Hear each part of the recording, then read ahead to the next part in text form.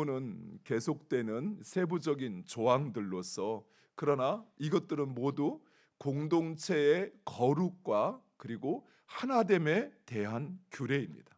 먼저 첫 번째, 형제의 소나 양이 길을 잃어버렸을 때 그것을 보거든 못 본 채 하지 말고 끌어다가 내 형제에게 돌려주라 라고 말씀합니다. 심지어 그것의 주인이 누구인지 모를 경우에는 그것을 데려다가 잘 보살펴 주고 나중에 주인이 찾으면 돌려주라 라고 말씀합니다. 이것은 하나님 나라의 공동체는 소유에 대한 공동체적 책임을 진다는 사실을 말씀하고 있는 것입니다. 앞서 땅의 경계석을 옮기지 말라라는 말씀처럼 다른 사람의 소유물에 대해서도 우리는 그것을 지켜주어야 할 책임이 우리에게, 서로에게 있다라는 것입니다. 사랑하는 성도 여러분, 성경에서 내 이웃의 아내를 탐하지 말라라는 말씀은 고대 시대의 관점에서 보면 이웃에게 있는 그 모든 것, 그것은 하나님께서 그에게 주신 분복이요, 또 하나님께서 그에게 맡기신 사명입니다. 따라서 우리는 그것을 지켜주고 보존하는 것이 우리가 함께 존재하는 이유인 것입니다. 만약 반대로 내가 소중한 물건을 잃어버렸던 경험이 있는 사람이라면 아마 그 마음을 알 것입니다. 소중하고 값비싼 것, 정말 내가 아끼던 것을 잃어버렸을 때 우리는 순간 머리가 하얘지며 안절부절하며 그것을 찾기 위하여 정신없이 다닐 것입니다. 여러분, 그때 어떤 마음이 듭니까? 행여 누군가 그것을 발견하여서 가져다 주지는 않을까라고 하는 그 기대감을 갖지요.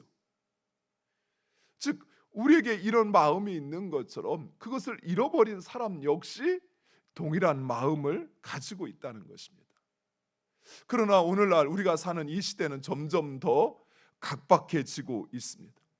넘어진 사람을 일으켜주면 오히려 자신을 넘어뜨렸다고 배상을 해주라고 합니다. 최근이 아니 좀 됐죠. 중국에서 있었던 일이죠. 차에서 내리는 할머니가 넘어졌어요. 그래서 그 할머니를 부축해줘서 병원까지 모시고 갔더니 이 할머니가 내 돈 고맙다고 말하더니 나중에는 그 청년이 자신을 밀어뜨려서 넘어졌다고, 그러면서 할머니가 넘어져서 허리 골절을 당했는데 그 모든 치료비를 배상하라고 요청을 한 것입니다. 참 각박하지요. 이런 세태를 생각하면 차라리 남이 어떤 어려움을 당하든지 모른 척하는 것이, 그것이 지혜롭다라고 생각할 수 있지만, 그러나 우리 그리스도인이라면 누군가 힘들어하고 또 아파하는 것을 알고도 무관심하거나 또는 나와 상관없다 생각하여 지나쳐서는 안 된다는 것입니다. 심지어 그 대상이 사람이 아니라 동물이라 할지라도 말입니다. 하나님은 새의 어미와 새끼를 동시에 취하지 말라라고 이야기합니다. 왜냐하면 하나님께서 그 모든 것을 창조하셨기 때문입니다. 사랑하는 성도 여러분, 우리가 형제와 이웃의 것을 지켜주고 또한 동물조차 배려해야 하는 그 이유는 그 대상의 이유가 있는 것이 아니라 바로 그것을 창조하시고 섭리하시는 하나님에게 있다는 사실입니다. 하나님의 백성이라면 우리는 하나님의 섭리와 그 창조의 뜻을 역행해서는 안 된다는 사실입니다. 우리는 하나님의 마음을 가지고 그리고 하나님의 섭리 그리고 하나님의 뜻을 지키는 것, 그것이 바로 거룩입니다. 사랑하는 성도 여러분, 표상적으로 생각하는 거룩은 더러운 거 손대지 않고 부정한 거 만지지 않고 그리고 좋은 거, 그것들 행하는 것이 거룩이지요. 그러나 하나님이 생각하는 거룩은, 하나님이 우리에게 기대하시는 거룩은 그런 거룩이 아니에요. 내 손이 좀 더러워지더라도, 내가 좀 수고를 하더라도, 내 이웃이, 내 형제가 힘들어하면 함께 그 짐을 나누어 지는 것, 이것이 거룩이에요. 그를 불쌍히 동정히 여기는 마음도 있겠지만, 그보다 먼저 하나님께서 나로 하여금 형제의 아픔을, 형제의 어려움을 보게 하신 것은 나로 그를 도우라는 하나님의 뜻으로 여기는 거예요.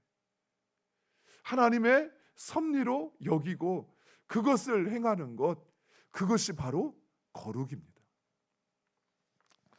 이어서 하나님은 창조 섭리에 따른 거룩에 대하여 말씀하고 있습니다. 첫 번째, 남자와 여자가 서로의 의복을 바꿔 입지 말라라고 말씀합니다. 이 말씀은 단순히 의복만이 아니라 성적 정체성을 지키라라는 것입니다. 하나님은 각각의 목적이 있어서 우리를 남자와 여자로 만드셨어요. 요즘에 동성애를 옹호하는 사람들이 이제 그 기독교인들이 동성애는 후천적인 것이다라고 이야기를 하니까 그들이 아니다, 선천적으로 그런 기질을 타고났다라고 이야기를 하면서 동성애를 옹호하는 것을 보게 됩니다. 근데 여기에는 아주 큰 착각이 한 가지가 있어요. 선천적으로 그런 기질을 타고난 것처럼 선천적으로 남성과 여성으로 구분되어져 있어요. 즉 하나님께서는 하나님의 분명한 뜻이 있어 우리를 남자로 여자로 만드셨어요. 또 우리에게도 그런 각각의 기질을 주셨죠.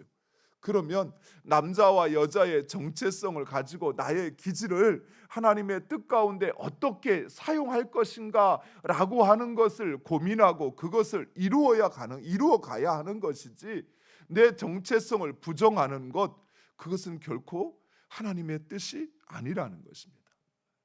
그러나 이 말씀을 또 너무 가서 오해해서 마치 남녀의 차별을 정당화하는 것처럼 이 말씀을 이용하는 사람들도 있어요. 이건 역시 잘못됐습니다. 하나님은 남자와 여자로 창조하신 하나님의 그 뜻과 특성을 지키라는 것이지 남자와 여자를 차별하라는 것이 아니에요. 한동안 페미니즘이라고 하는 바람이 우리 시대를 막 휩쓸고 가더니 요즘에는 오히려 성적 이기주의를 조장하는 일들이 막 이렇게 우리 사회를 불어닥치는 것을 보게 돼요. 그래서 오히려 여성도 군대 가야 된다라고 하는 것을 막 주장하는 남자들도 있고, 그리고 또 반대로 그 남자의 특성을 무시하는 여성들도 또 있어요. 근데 이것은 결코 하나님의 섭리나 뜻이 아니라는 것이. 하나님께서 우리를 남자와 여자로 만드시고 각각의 기질과 상황을 허락하신 것은 그 가운데 하나님의 뜻을 이루어갈 수 있도록 하나님의 뜻을, 하나님의 지혜로 허락하신 것입니다. 두 번째, 포도원에 두 종자를 섞어 심지 말라라고 이야기합니다. 그리고 소나 나귀를 멍에 지워 함께 밭을 갈지 말라라고 말씀합니다. 그리고 양털과 배실을 섞어 옷을 짜지 말라라고 말씀합니다. 그런데 오늘날 우리는 이 모든 것을 거의 다 하고 있습니다. 하지 말라는 거 다 하고 있어요.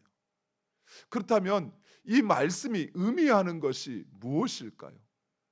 우리는 이 말씀을 어떻게 지켜야 하는 것일까요? 첫째로, 하나님께서 창조하시는 생명은 그 존재 그대로 존중해야 하는 것입니다. 하나님께서 우리의 인간뿐만 아니라 각각의 생명을 창조하셨을 때는 하나님의 지혜로 되어진 것입니다.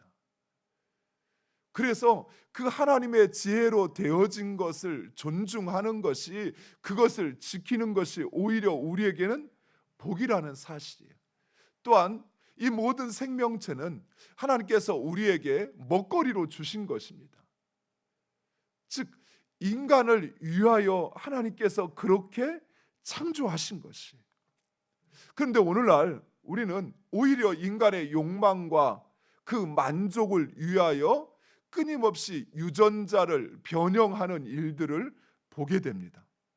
단순히 품종을 개량하는 것, 즉 종에서 종을 더 좋게 만드는 것이 아니라 다른 종을 섞어서 대량 생산이나 또는 그 복이나 맛을 좋게 하기 위해서 유전자를 변형하는 일들이 벌어지는 것이죠.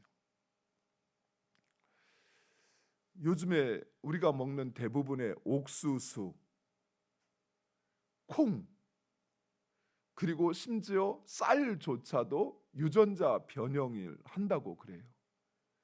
심지어 식물의 세포와 동물의 세포를 결합시켜서, 그래서 식물의 장점과 동물의 장점을 결합시킨 그런 유전자 변형된 그런 식물과 동물들이 지금 만들어지고 있고, 또 그것이 우리의 일상을, 우리의 식탁을 점령하고 있습니다.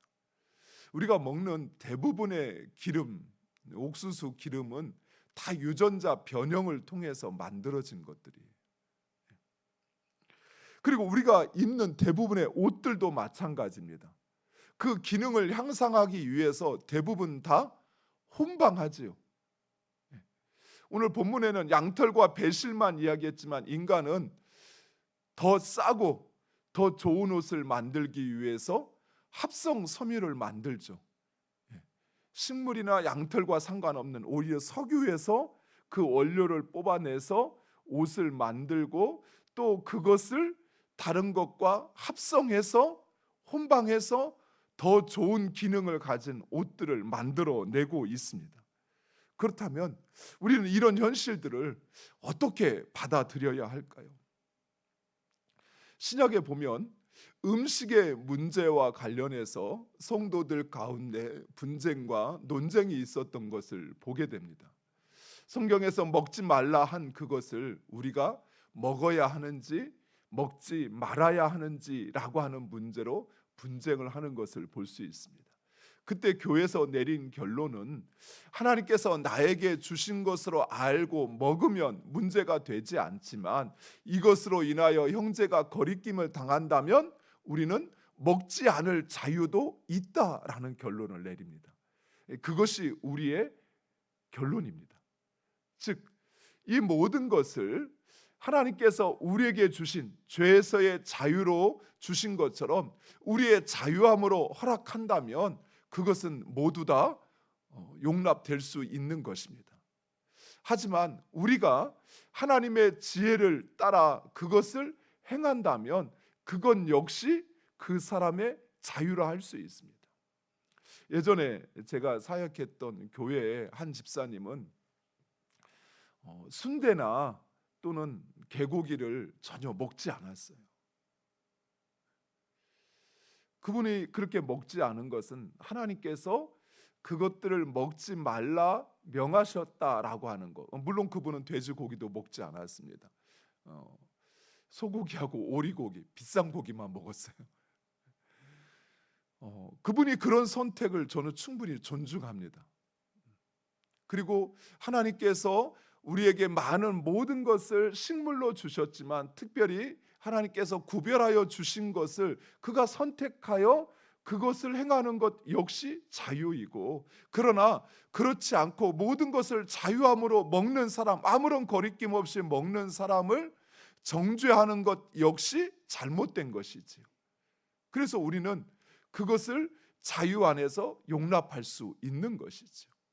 하지만 할 수 있다면 저는 하나님의 지혜로 우리에게 말씀하신 것을 지키는 것이 우리에게 더 유익이 되지 않을까 싶습니다.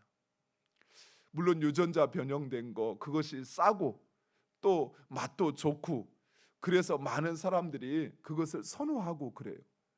좀 그런 것 없이 만든 것은 좀 힘들고 이제 생산해낸 것도 어렵고 값도 비싸다 보니까 오히려 돈 없는 사람은 먹는 것이 더 힘들어질 수 있어요. 하지만 먹거리에서부터 우리가 그것을 하나님의 지혜를 따르는 것도 또한 우리의 몸에 우리 자신보다 우리를 너무나도 잘 아시는 하나님, 그 하나님의 뜻 가운데 자신을 맡기는 것도 유익이 된다 생각합니다. 둘째는 이런 규례가 의미하는 바로 그 의미를 해석하는 것입니다. 즉 당시 하나님께서 제약했던 이 모든 것들은 이방인들이 널리 행하는 풍습과 이방인들이 하는 것이었습니다. 그래서 하나님께서는 그러한 이방인들과 이스라엘 백성들을 구별하기를 원하셨던 것입니다. 즉 이방인들은 어떻게든 물질적인 욕망을 추구하기 위해서 돈이 되는 일이라면 무엇이든 행하였던 것이죠. 그러나 이스라엘 백성들에게는 하나님께서 내가 너희를 지켜줄 거니 세상의 방법으로 하지 말고 오직 하나님을 의지하라 라고 하는 바로 그 하나님의 뜻 가운데 이 명령을 주셨던 것입니다. 즉 우리 그리스도인들이 세상과 타협하며 살아가는 것에 대한 경계의 말씀으로 들어야 할 것입니다. 세상은 우리 그리스도인의 삶과는 전혀 다른 방향으로 흘러갈 수밖에 없습니다. 인간이 타락한 이후부터 그랬습니다. 세상은 끊임없이 왜 발전해야 하는지 알지 못하고 발전을 해요. 예전에 불이 이렇게 전기가 발견되기 전에는 물론 호롱불이라든지 기름으로 이렇게 어둠을 밝히기도 했지만 일반적으로 해가 지면 일을 마치고 쉬었습니다. 그리고 해가 뜨면 이제 일어나서 일을 시작했지요. 인간이 창조된 것보다 해가 먼저 창조되었다는 이 사실에서 이 방식을 보면 해가 뜨면 일어나서 일을 하고 해가 지면 일을 마치고 쉬는 것, 이것이 인간의 생리에 가장 잘 맞다라고 하는 것이죠. 그런데 이 전기가 발명되면서 우리는 어두워도 이처럼 새벽에 나와서 기도도 하고 그리고 밤늦은 시간에도 불을 켜고 계속해서 일을 합니다. 오히려 우리의 인간의 몸을 혹사시키고 있는 거죠. 어느 면에서는. 그래서 실제로 하나님께서 이 명령을 주시는 이유는 다른 것보다도 이 세상이 가져가는 그 질서, 그 방식을 따라 살지 않고 너희는 하나님이 원하시는 질서와 방식을 따라 살라는 것입니다. 언제가 제가 새벽에도 그런 말씀을 한번 드렸던 것 같아요. 금산에서 추부를 이렇게 지나오는데 늦은 시간 성도들과 함께 신방을 갔다가 아마 오는 시간이었던 것 같아요. 비닐하우스에 불이 다 켜져 있는 거예요. 추보에 비닐하우스가 그렇게 많은데, 그래서 아니 한밤중에 왜 저렇게 전력도 낭비하면서 비닐하우스에 불이 켜져 있습니까? 라고 이제 차에 타신 분들한테 물었더니 하시는 말씀이 저렇게 밤새 불을 켜놔야 깻잎이 낫인 줄 알고 계속적으로 성장을 한다라는 거예요. 그래서 빨리 성장해서 빨리 깻잎을 수확해서 팔아야 돈이 된다는 거예요. 이게 인간의 방식이죠.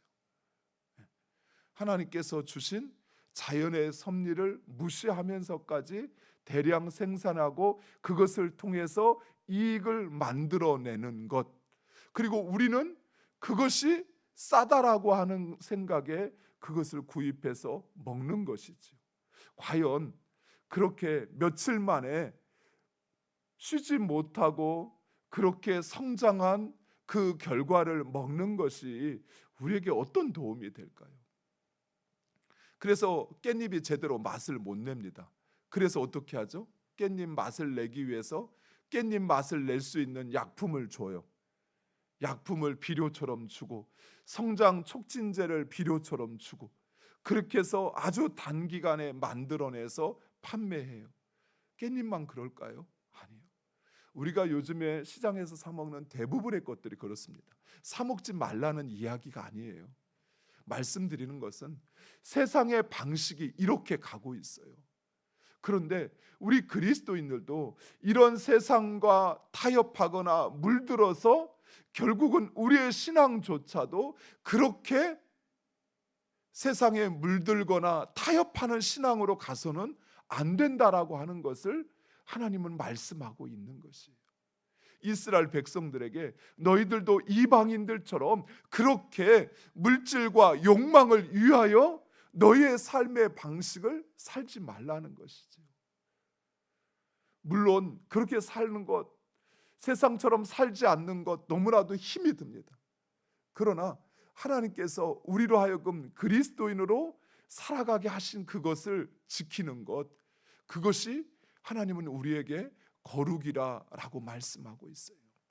사랑하는 성도 여러분, 하나님께서 우리 인간을 하나님의 형상으로 만드신 이유는 우리와 하나님은 교제하기를 원하시기도 하시지만, 또한 하나님은 하나님이 거룩하신 것처럼 우리들도 거룩하기를 원하는 것입니다.